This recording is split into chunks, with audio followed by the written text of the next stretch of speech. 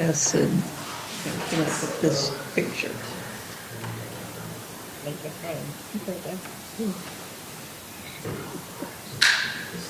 You can undo it.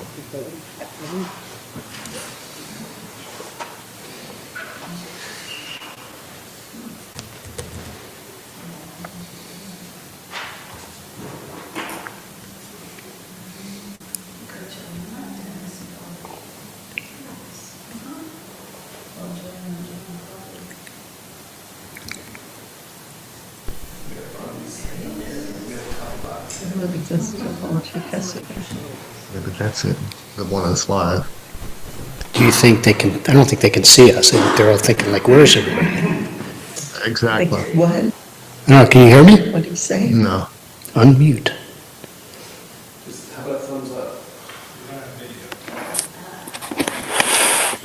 I mean, is that Denny? Yes. I can't see it. Okay. We're missing video sometimes. Okay. Thanks. Is it going to the right camera though? Yep. Boker Tov HaMashin. Oh, they're waving at us now. That's promising.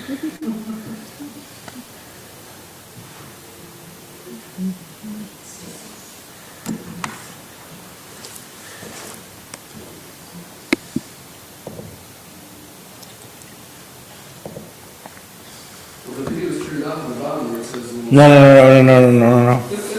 Don't, please. Yes, but it's the video for this computer, not for the camera. Use that computer and make life easy. Well, that's our fallback, but yeah. There we go. Okay, we're just going to use this. All right. But before you leave, I'm not going anywhere. Yeah, put up my presentations. I don't need to see myself. Okay, I think we are all set. Our stuff is showing. We are now going here. We're starting from the beginning. That's good enough. We don't have the whole picture. July.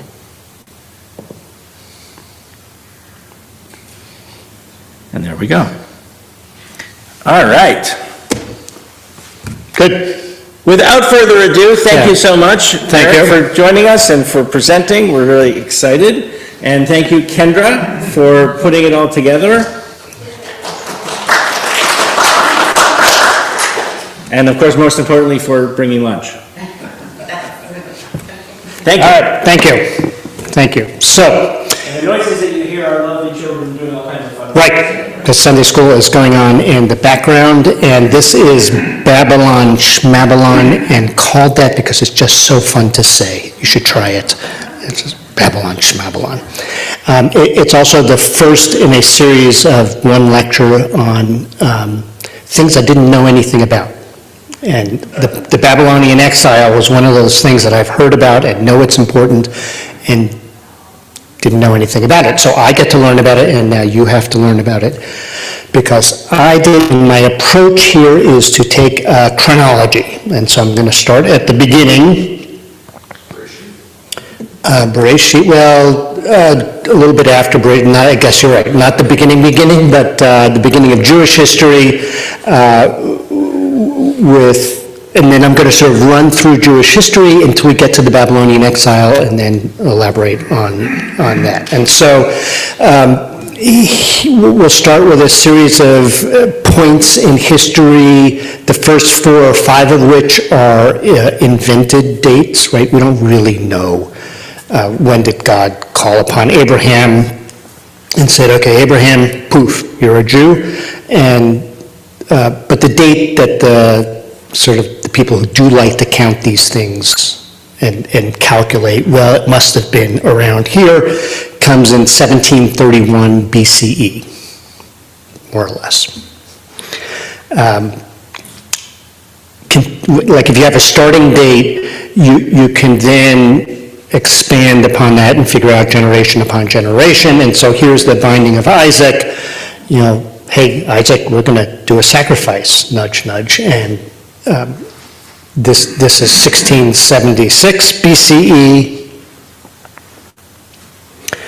the exile in Egypt, all those hundreds of years in captivity, right? This is the first big exile.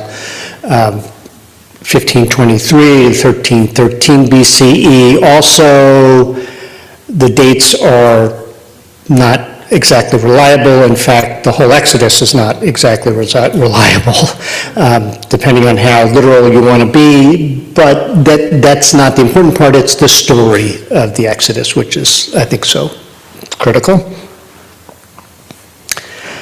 And we're getting closer to things that we can find archaeological evidence for and some degree of reliability. So here's the settling of the 12 tribes in Israel, according to the book of Joshua.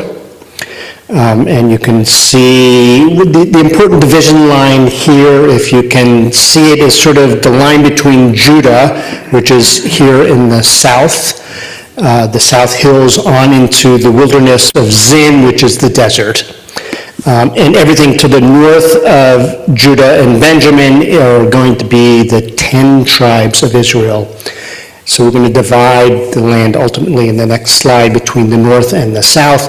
It's important to know that historically the northern tribes of Israel lived in the fertile area, in the rainy area. They were really the stronger of the two. They sort of dictated terms to the southern tribes of Judah, the two tribes of Judah. But the division is about to happen here, and this is the first time we have a real date that sort of corresponds to archaeological evidence. So the construction of the first temple is built in Jerusalem. Jerusalem is in Judah, which is in the south. King Solomon, who is the son of King David, begins the construction of the first temple. This is, as it says below, both the first real date and the first post to the Jewish Instagram site. This was taken by an old Jewish drone. Right, and this is probably as accurate a reconstruction as any, because the details are pretty good. But so now this is, consider about 1000 BCE as the transition period between the stories of the Bible and the stories of the Bible that we also have archaeological evidence for. Okay?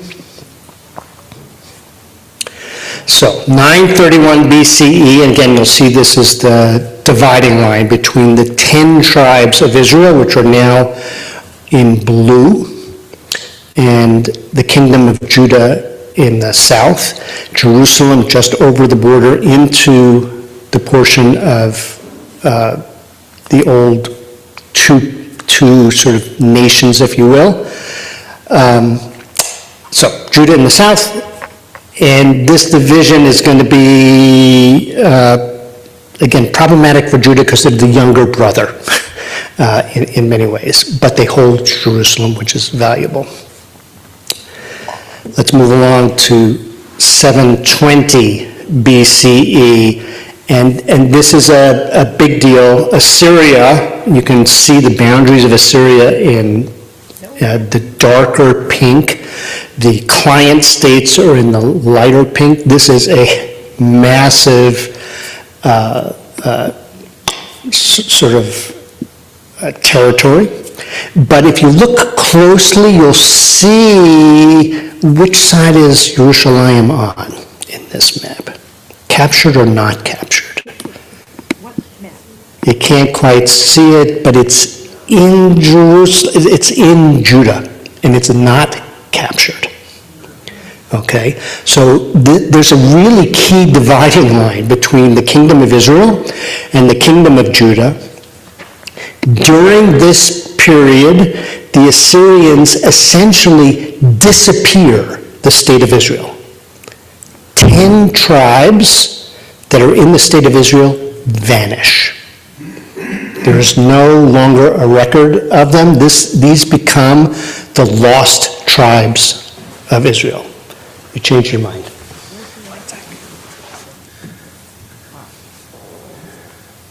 They've been found. And here they are.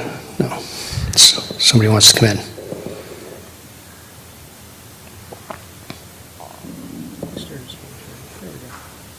He's just pushing random buttons. He's just, It's fine. Nobody will notice.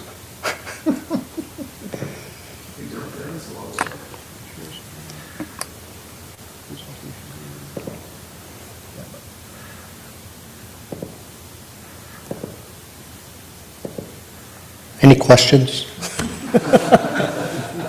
No, really, anything that you want?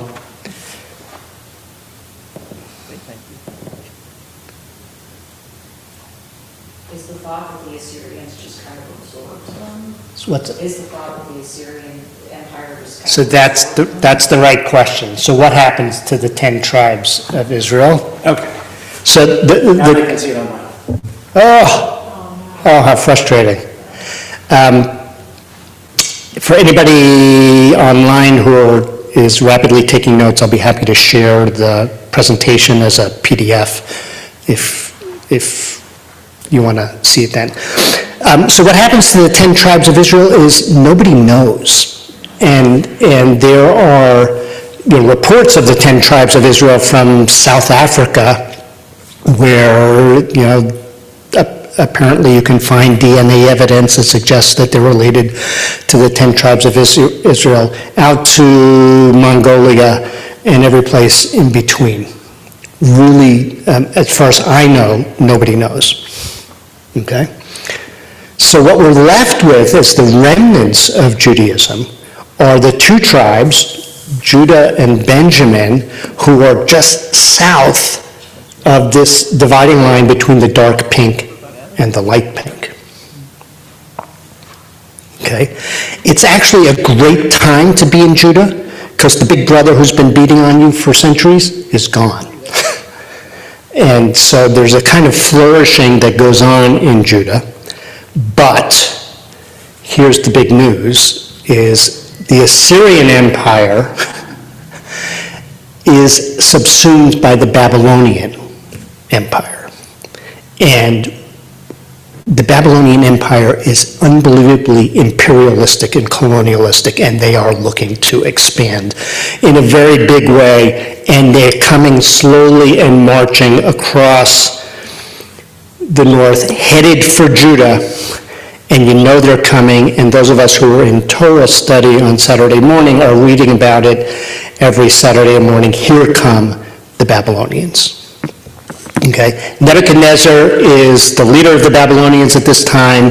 He's an imperialist. He really is looking to expand the empire until it gets to be this big. And in this map, you can see he's got all of the Mediterranean all the way out to, can I point to it? If you look in the southeast in okay, we're at the top half of the bay that's going to lead to the Straits of Hormuz, which you may or may not have, right down to the southeast of the Straits of Hormuz.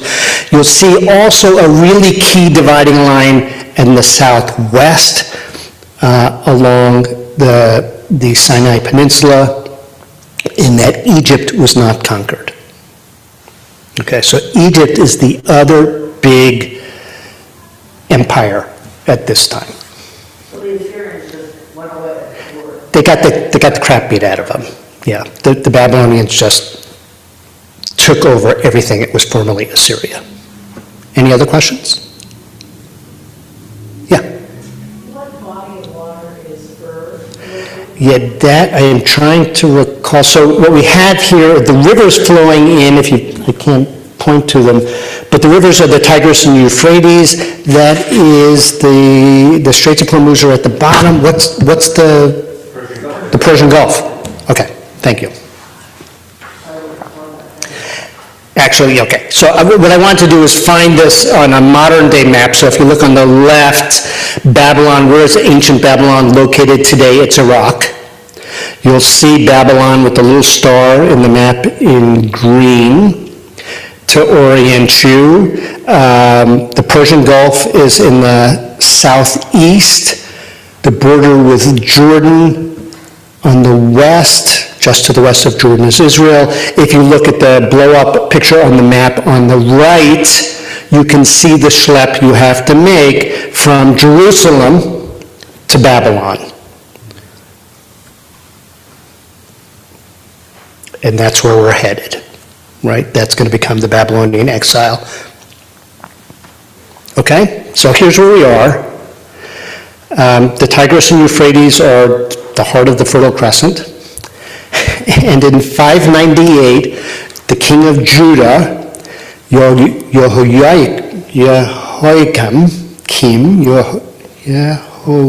wish it'd be easier to say it in Hebrew, rebels against Babylon. Talk about dumb fights to pick, right? This is the largest empire, and the king says, as empires did in those days, he says to the vassal states, you owe me taxes. We're going to send out collectors, and this is how much you owe me, pay up. And Jehoiakim says no. Talk about dumb fights to pick. All right?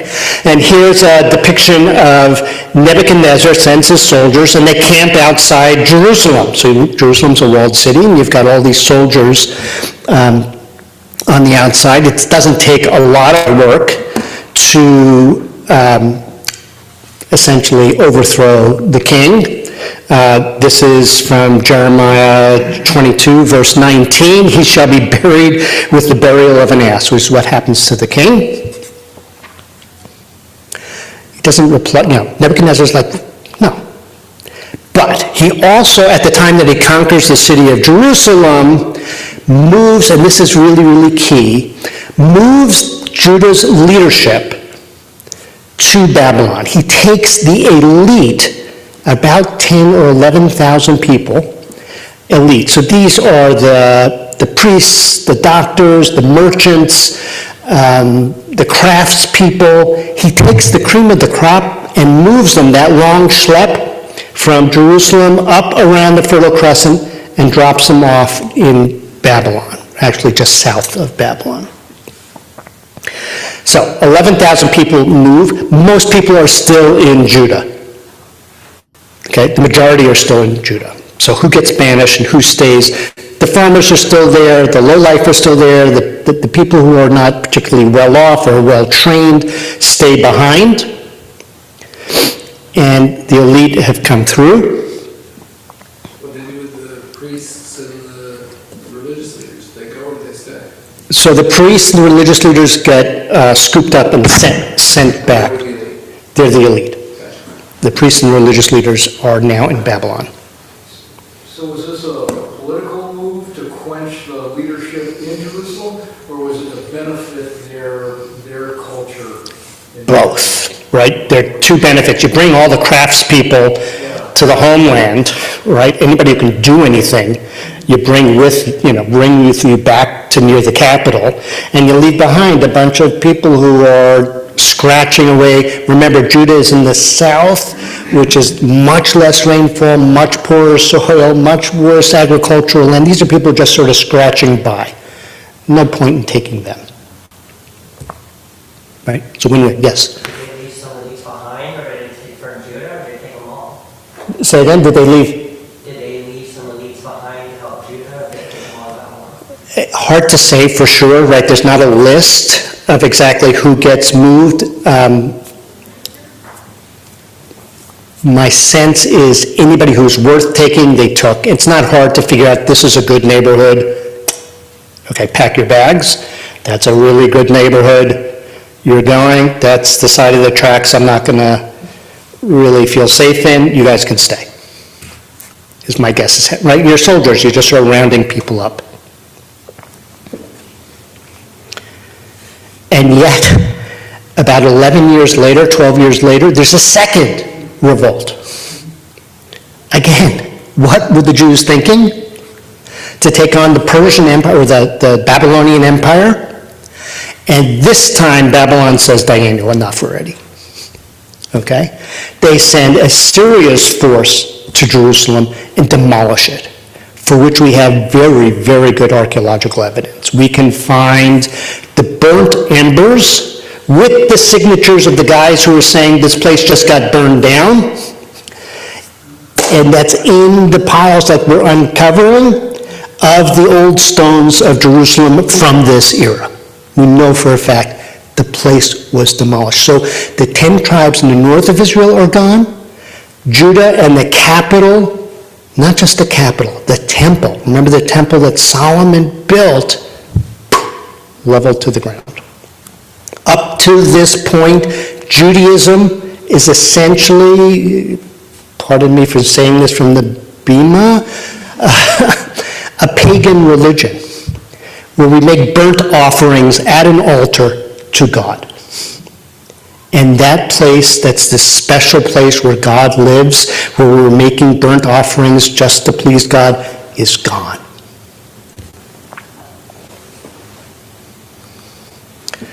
Okay. Now the interesting thing here is all the people who are left, what happens to them? Some, we know from the archaeological evidence, even though Jerusalem is demolished, they stay behind in Judah and continue to scratch out a living in poor farmland. A ton of them, a huge number of them, went to Egypt. Now you should ask yourself, Egypt? Like we were slaves in Egypt. Who goes back to Egypt? There are two great powers, remember? There's Babylon and the dividing line with Egypt. Pick a side, okay? And a lot of these people are like, we're going to go with Egypt. We think they're the long-term bet here.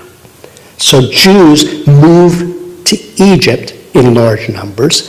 And a large number also head east towards Babylon and begin what's going to become the Jewish diaspora for the first time, out all the way into Central Asia. They've got our bags. Our bags are packed. We're not sticking around. We're just going to keep going. Okay? There is no homeland any longer. And nobody there, really, except a few people who are staying behind. But no elites, as you asked, right? There are no religious leaders left in Judah or Israel. So back up 2 seconds. If they moved all the priests and all the religious leaders, what happened to religion during the time that they were gone? Somebody must. I am so glad you asked, because the second half of this talk is precisely the answer to that question. What happens to religion when the center of focus is gone? They're going to be in Babylon, right? So we're going to get to that in a minute, and that turns out to be really the key for the rest of Judaism's future, is the answer to that question. Before that, we're going to write about how miserable we are, and I will read this out loud, which I normally don't do, but you will hear quotes here that you've heard before, right? By the rivers of Babylon, there we sat down. We also wept when we remembered Zion, right? We wept by the waters of Babylon. How shall long, right, shall we sing the Lord's song? If I forget you, O Jerusalem, let my right hand forget her cunning. Have you heard this? Like political leaders in Israel today still use this quote as a way of saying how authentic they are. Like, if I forget Jerusalem, take my right hand, cleave the tongue from the roof of my mouth. Do not let me, ever forget Jerusalem, my highest joy. But now the question is, what's going on in Jerusalem? In Babylon, right? And so you ask people in Babylon, how's business? And you get this, it could be worse, right? It could be a little worse. And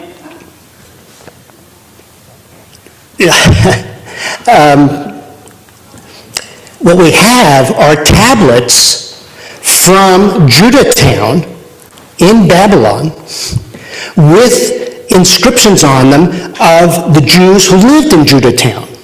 Talk about really concrete evidence. And when we read these tablets, the tablets say, oh, you can't read the one in green. I can't even read the one in green. But it has receipts for payments, which means there's business going on. Sales of cattle and other agricultural products. Right. That we're selling farm goods is the green one, and that there's enough property owned by the Jews of Babylon that they could write wills for all of their children to have their own property.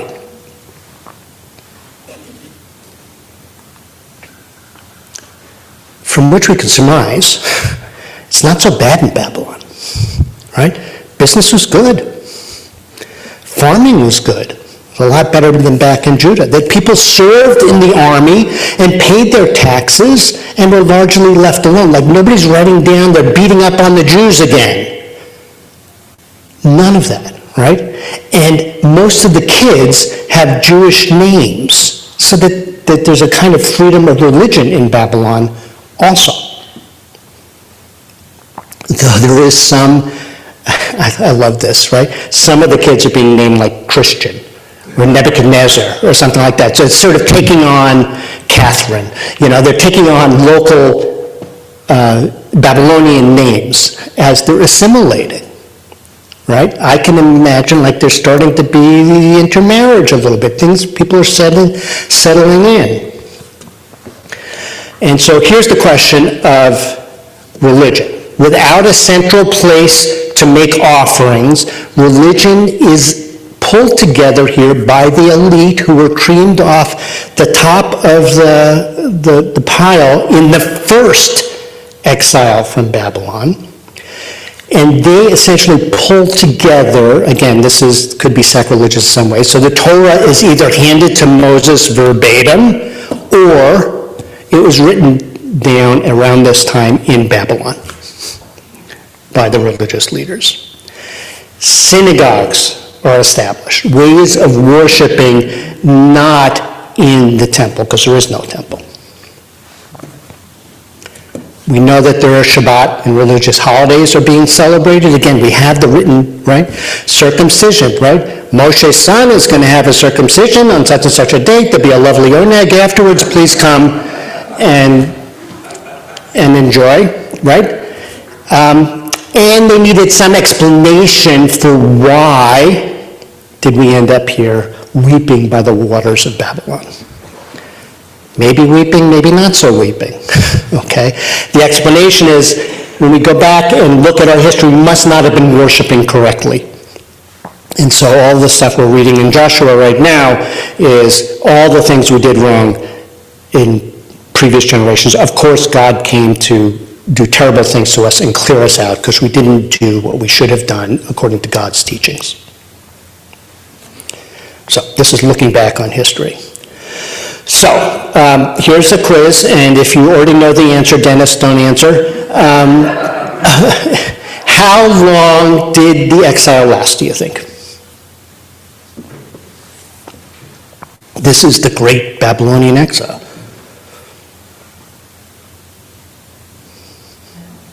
Yeah, I didn't know either. We'll find out. All right, Babylon is conquered by Cyrus the Great in 539 BCE. Cyrus the Great is Persian, and the Persian Empire, talk about huge. The Persian Empire is really going to, I think I've got a picture of how big is the Persian Empire, right? Okay, the Persian Empire, Egypt, done, right? Northwest part, almost to India, Central Asia, right? Cyrus the Great is really, he's pretty great. He's really going to conquer all of this. And so the Persian Empire is enormous. The Babylonians are gone. Cyrus, who becomes a world hero to the Jews, says, go home, rebuild your temple. Right? Yes? Why would he say that? He felt that there was the best way to run the Persian Empire was to essentially let people live their lives so long as they continued to pay their taxes, which was fine, but not to make everybody Persian in the way that he was Persian. So he said, go home. Right? The exile lasted 70 years. The great Babylonian exile was only essentially 2 generations. Right? Compared to the Egyptian we were slaves in Egypt, 400 years? Something like that? This seems to me not to be such a great thing. And life in Babylon was pretty good. How good, you might ask? So good that when he said to people, go home, they didn't go. Right? Why should that?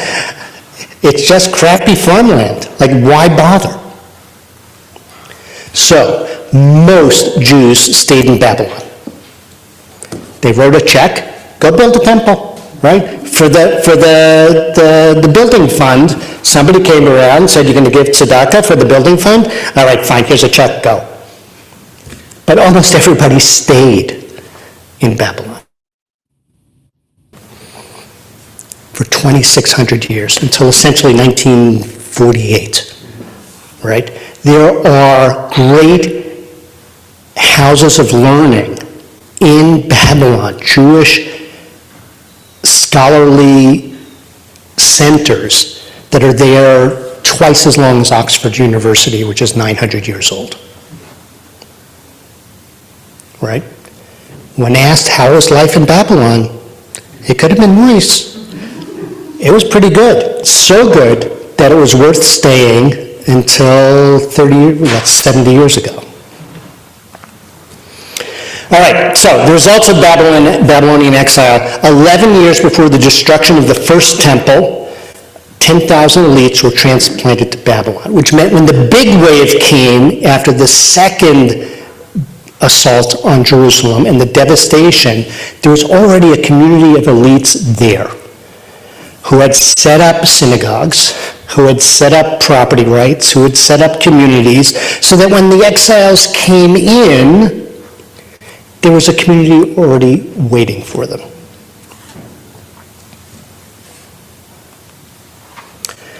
I think this is the key part, right? We learn to live by the book, by the Torah, and not by waiting for priests. Now it's going to come back. They're going to rebuild the second temple, and the priests are going to go ahead and do their thing. But in the same time that the priests in Jerusalem are making offerings at the second temple, there's a whole bunch of Jews out in Babylon and out in Kazakhstan and out in Uzbekistan who have learned to pray and to do Shabbat and to do all of the life cycle events without the priests. So that's going to become a way of learning to be Jewish that comes from the 70-year exile. And so out of this, I think just a couple more slides, one rule of exile is like whoever comes there first shapes the experience of those who follow. And so in North America, right, who came first were the Reformed Jews out of Germany, right, who went to Cincinnati and established what Judaism really was going to be in North America when the great wave of Jewish exiles started coming from the Soviet Pale and from Russia and from Eastern Europe in the 1900s, 1910s, 1920s. We all became essentially subjects of the Reformed Jews. And so I love this picture of the Hanukkah dinner at the Astor Hotel in 1927. Could anything be more reform than this?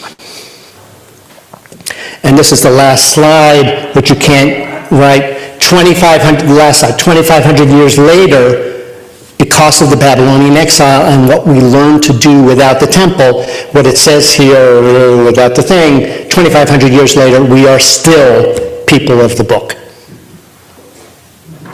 Right? Okay, that's the Babylonian exile. Questions? Eric? Can you hear me? How many years did the Jews live in Judea before the Babylonian exile? Okay, so how many years there are people living in Judea before the Babylonian exile?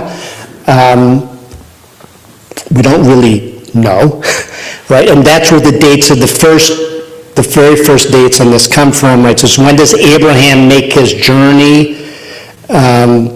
So if I'm doing the calculation, if I remember right, it was around 1100 or 1200 BCE.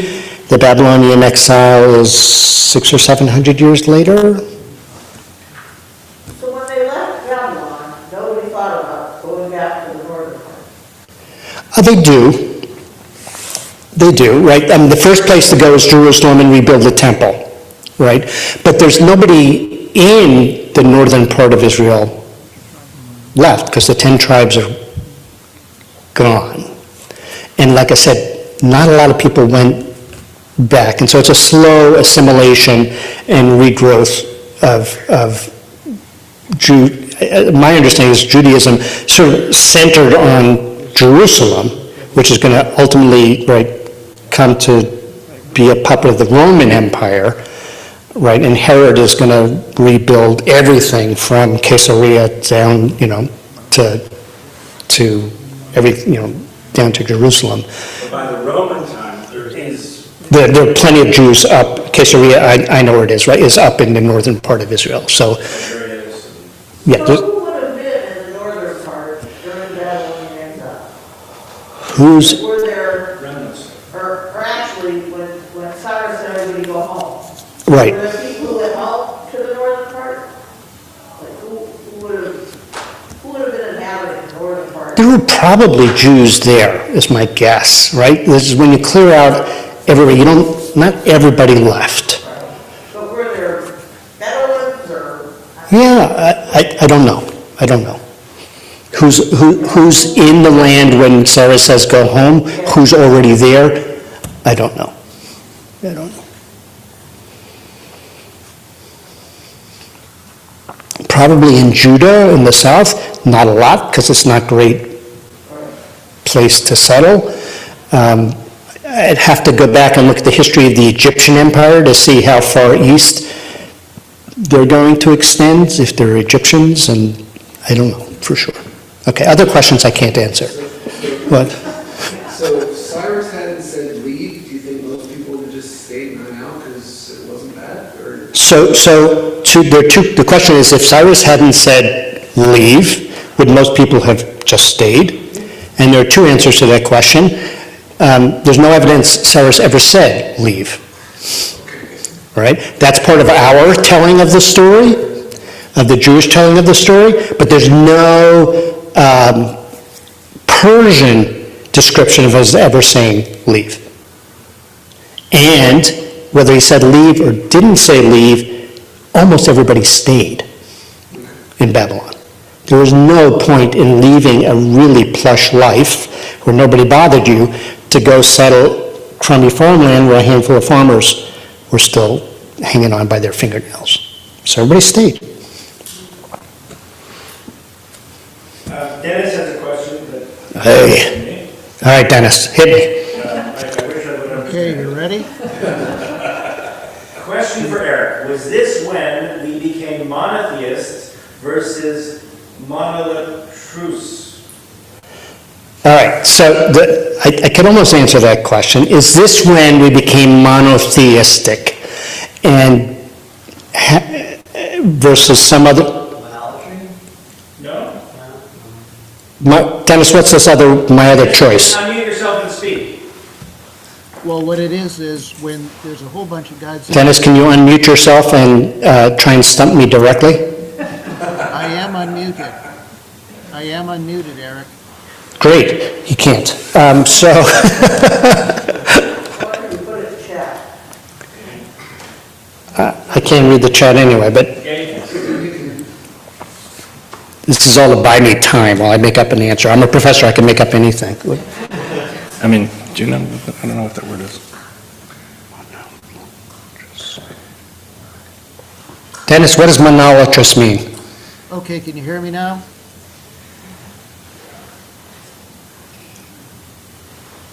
Can you hear me now? Wait, you can't hear you yet, hang on.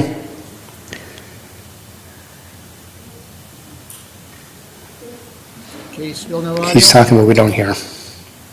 Type. Could be. Oh, he's pulling out more digital stuff. Do you want to pull up mine? Right? Yeah. Hey now, it's a family show. Yeah, okay.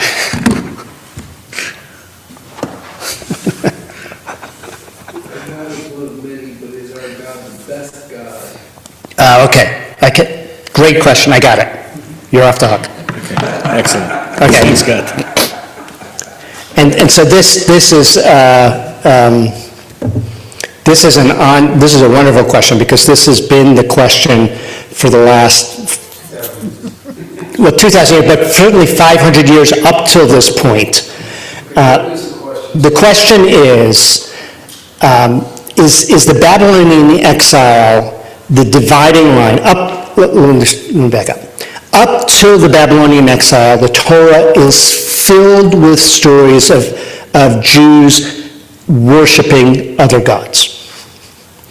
That our God, even interpretations of Genesis, the Ten Commandments says, I'm the sort of the first God, I'm the best God, which suggests that there are other gods around.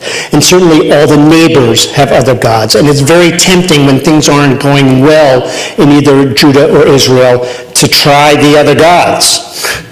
Okay, and so there's an intense conflict between our attempt to be monotheistic and our neighbors' attempts to have us trust in their gods. And so the question is this the dividing line between finally having been banished to Babylon, we recognize, no, we have one God, and it's our God, and it's the only God, rather than being the best of all gods, and we don't have to worry ever thereafter about Jews worshiping other gods. Is this the dividing line? Does anybody know?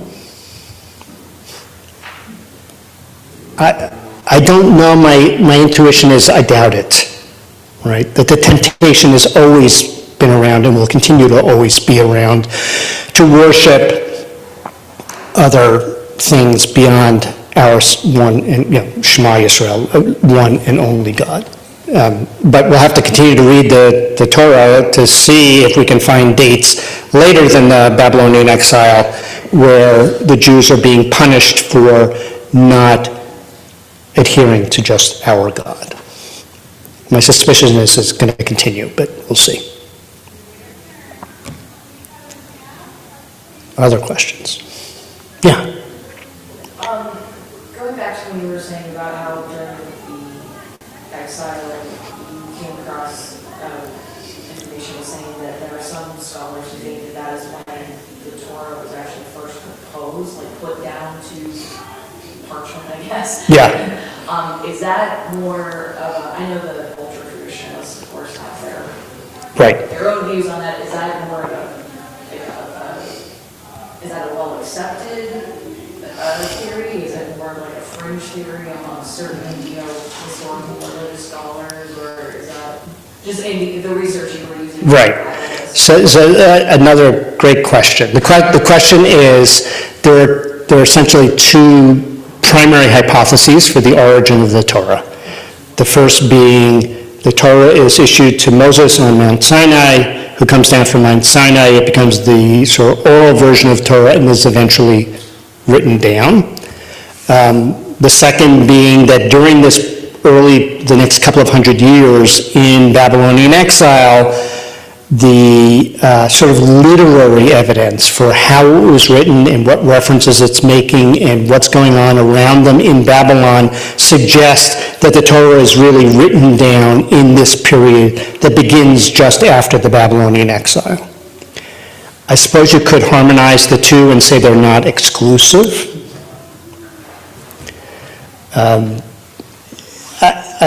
Far be it for me to adjudicate which one is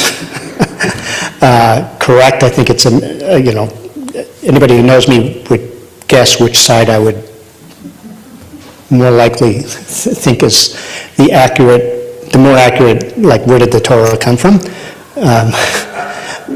But there's a chat. Who wrote the Bible, according to Dennis? Richard Elliott Friedman. Is that the author?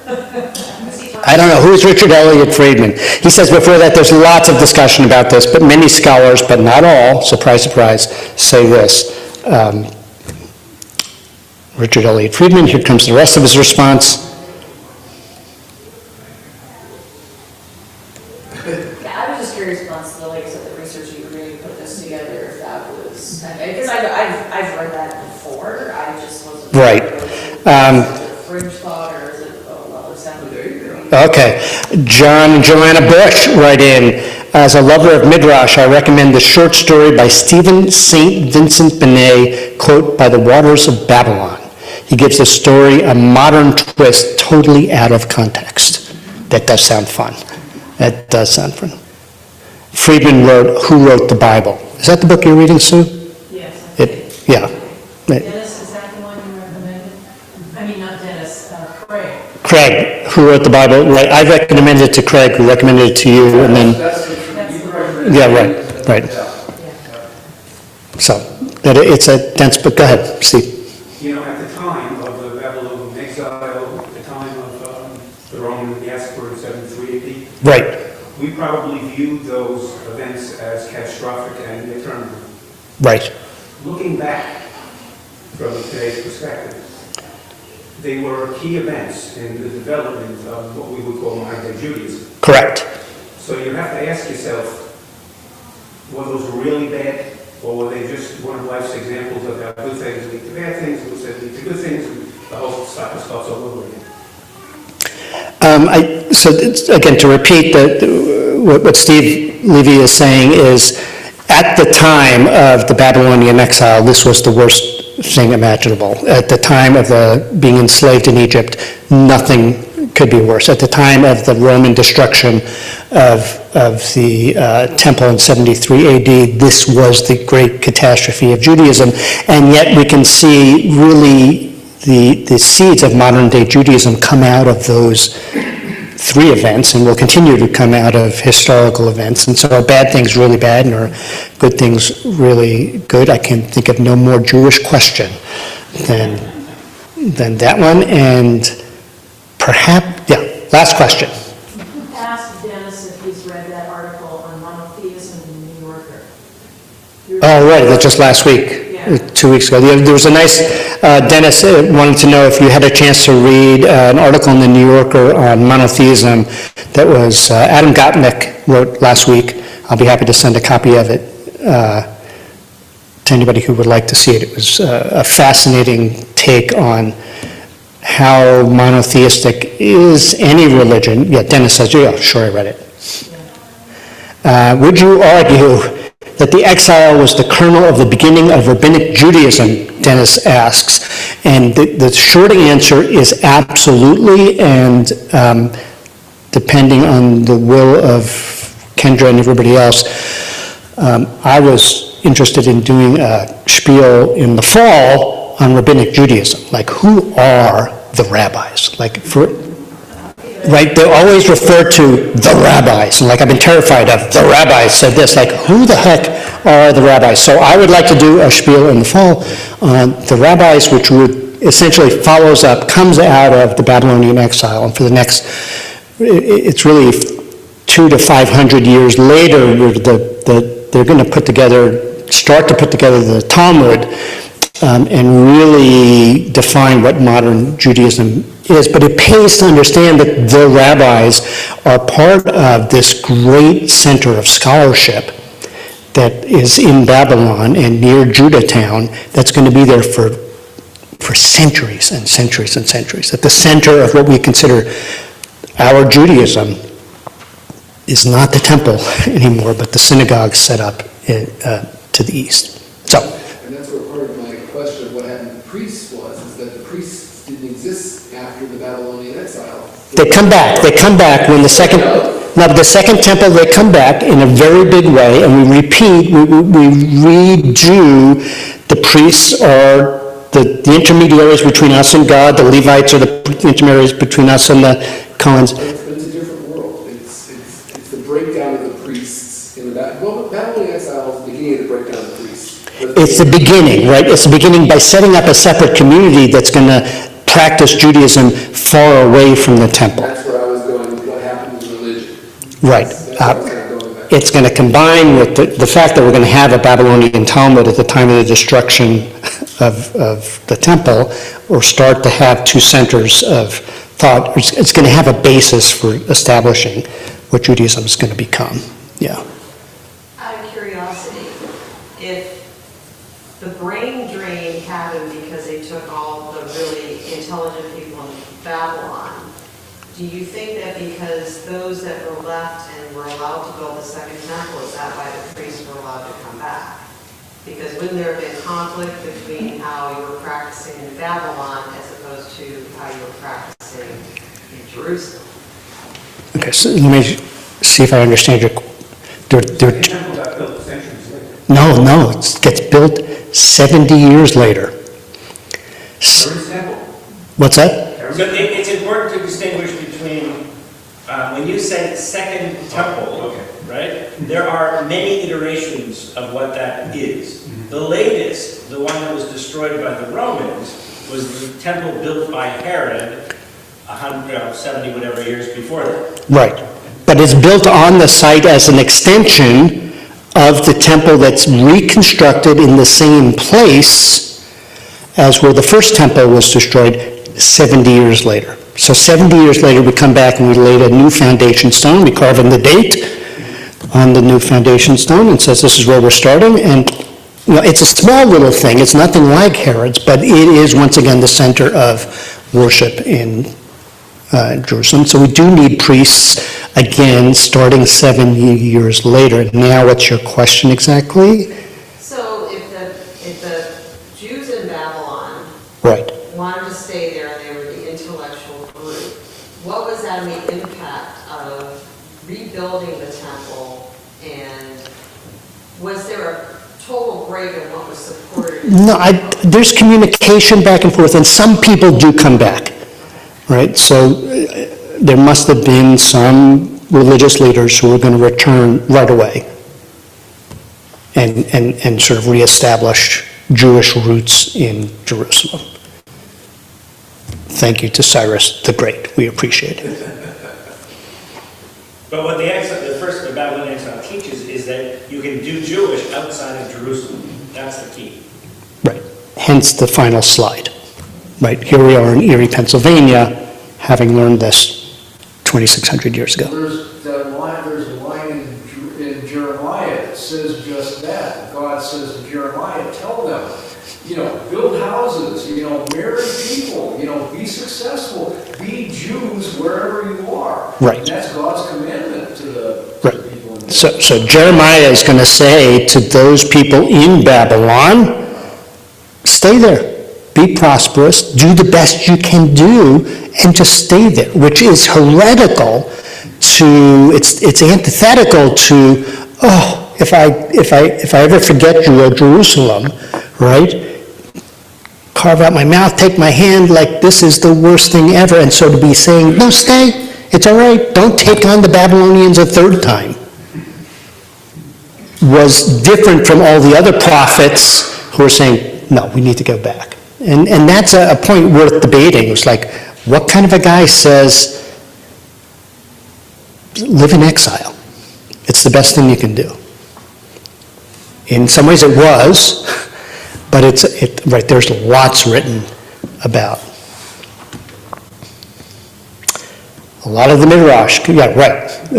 Dennis is saying a lot of Midrash is written about Cyrus the Great. I mean, why we think of him as being really great is because he sort of opened the gates, but he did for everybody, and it's just our story.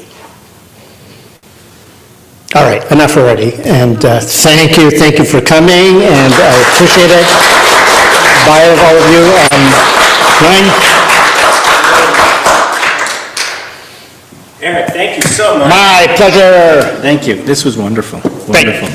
It's always amazing to get into these kinds of history pieces because it's something that we talk about, but not something you get like kind of a deep dive into very often. Right. So, Yeah. thank you. And it is so foundational to how we got to where we are here in modern Jewish life, because it is kind of just this, it's on a huge continuum. And sometimes, part of the problem with looking at contemporary Jewish issues is we see them in just these thin slices. Right. And we don't see it in the sort of context of, a 3,500-year-old history. So thank you. You notice the rabbi always the last word? Actually, we'll give Rabbi Bush the last word. How's that? Rabbi wants it. We can't hear you, but you wave. No, hang on. This way. Okay. Yeah, 2 rabbis. We're going to be here till next week, so we'll see you. So friends, we have a great lunch. Thank you, Kendra, for putting together lunch. Thank you, Kendra. Fabulous. Let's join together. Hamotzi lechem min haaretz. We give thanks to God for bread. Our voices rise in song together as our joyful prayer is said. Baruch atah Adonai Eloheinu melech haolam hamotzi lechem min haaretz. Amen. B'te'avon. Sorry we can't put corned beef through the, Zoom, but there you are. Okay. Shake. Bye. Take care, everybody.